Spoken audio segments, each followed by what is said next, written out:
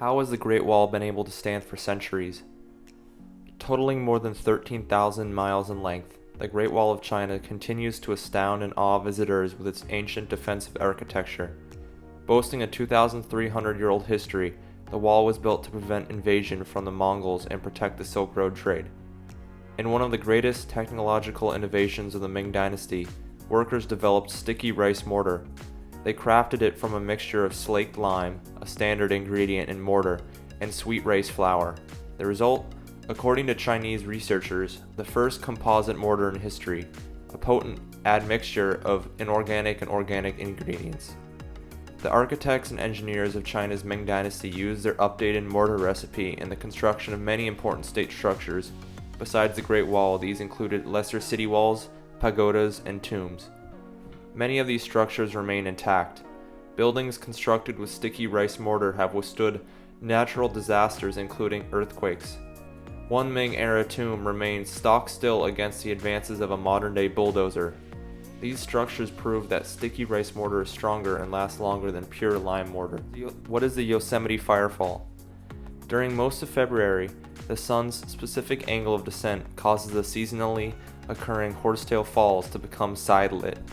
The result of numerous conditions all aligning at once is a symphony of events that creates the illusion of a waterfall on fire.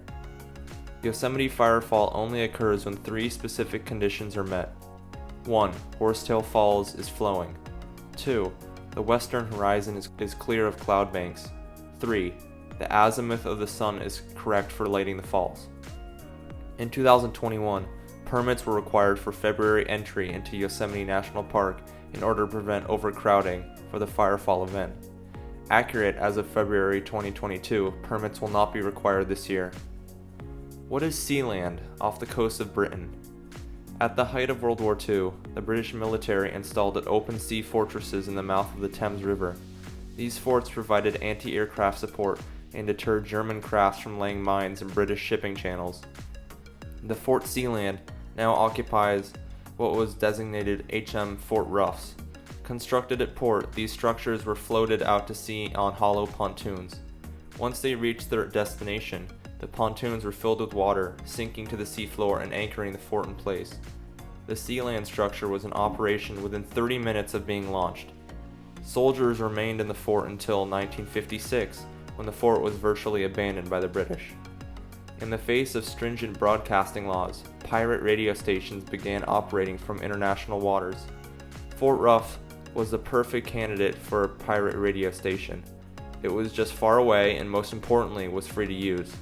In 1966, pirate radio operator Roy Bates seized the radio tower from another pirate operator. In the ensuing crackdown on pirate broadcasters, Bates' team would defend the station with firearms and bombs. He declared the sea fortress to be his own independent country, the Principality of Sealand.